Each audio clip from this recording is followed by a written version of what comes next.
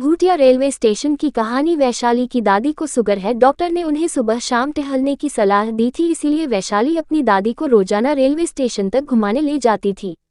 वैसे तो हरिपुर गांव की रेलवे स्टेशन खाली पड़ी रहती थी, लेकिन एक दिन वैशाली और उसकी दादी को रेलवे स्टेशन पर बहुत चहल पहल दिखाई दी और तभी दोनों को स्टेशन पर खड़ी कुछ औरतें बुलाती है।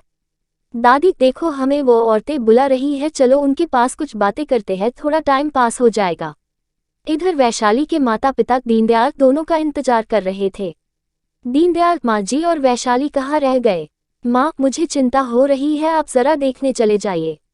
दीनदयाल वैशाली और अपनी माँ को देखने जाते हैं, तभी वो देखते हैं दोनों रेल की पटरियों पर पड़ी है और उनके सर पर चोट के निशान भी है।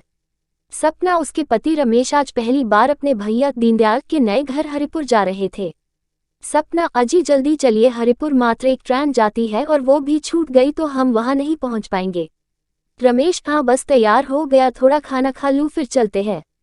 ट्रेन सपना और रमेश को रात के 11 बजे हरिपुर स्टेशन पर उतारकर चली जाती है। तभी एक अजीब सा बूढ़ा आदमी, जिसका शक्ल डरावना सा है, वह चाय लिए उसके पास आता है और चाय के लिए पूछता है। सपना चाय के लिए मना कर देती है और दोनों कुछ और आगे बढ़ जाते हैं।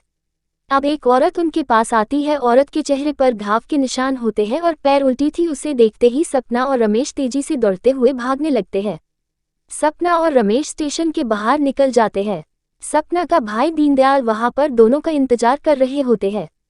दीनदयाल दोनों को लेकर घर आता है। तभी सपना और रमेश देखते हैं दीनदयाल की बेटी और मां खटिया पर पड़े हुए हैं। उनके शरीर पर और सर पर कई जगह पट्टी लगी हुई है।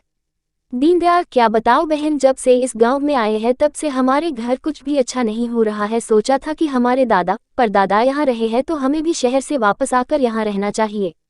एक सप्ताह पहले ये दोनों टहलने स्टेशन तक गई थी। मैंने देखा कि वो दोनों पटरियों पर पड़ी हुई है। मैं अगर थोड़ी देर बाद पहुंचता तो उनका सारा खून बह जाता। ऐसा लग रहा है जैसे कुछ लोगों ने इन्हें उठाकर फेंका है। मुझे तो समझ नहीं आ रहा है कि भला कौन हमारा दुश्मन हो सकता है। सपना, हमारे साथ भी उस स्टेशन पर कुछ अजीब घटनाएं हुई। जो भी मिला वह अंग्रेज साहब कह रहा था। रमेश, क्यों न हम गांव के किसी बुजुर्ग के पास जाकर उस स्टेशन के बारे में पूछताछ करें। रमेश, सपना और दीनदयाल तीनों गांव के सबसे बुजुर्ग व्यक्ति चुन्नीलाल काका के पास जाते हैं।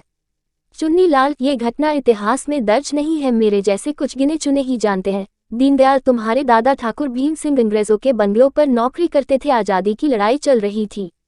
1940 में गांव के अंग्रेजों के खिलाफ मोर्चा निकला तो तुम्हारे दादा ने अंग्रेजों को खबर कर दी। वो अंग्रेजों के साथ मिल गए। जब अंग्रेजी सैनिक आए तो क्रांतिकारी स्टेशन पर छिप गए। अंग्रेजों ने स्टेशन पर खूब गोला बारूद बरसाया और फिर सारे क्रांतिकारी मारे गए। तब से उनकी आत्माएं स्टेशन पर भटक रही है। अगर तुम अपने परिवार की सलामती चाहते हो तो इस स्टेशन पर शांति यज्ञ करवाओ। दीनदयाल गांव के लोगों को बुलाकर घोषणा करता है। दीनदयाल, मैं अपनी जमीन गांव में एक म्यूजियम बनवाने के लिए दान करता हूं। इस म्यूजियम में उन सभी क्रांतिकारियों की स्मारक बनेंगी जो 1940 में इस स्टेशन पर मारे गए थे। दीनदयाल गांव में म्यूजियम बनवाता है और फिर स्टेशन पर शांति यज्ञ करवाता है और फिर उसके बाद से हरिपुर स्टेशन पर डरावनी घटनाएं होना बंद हो जाती है।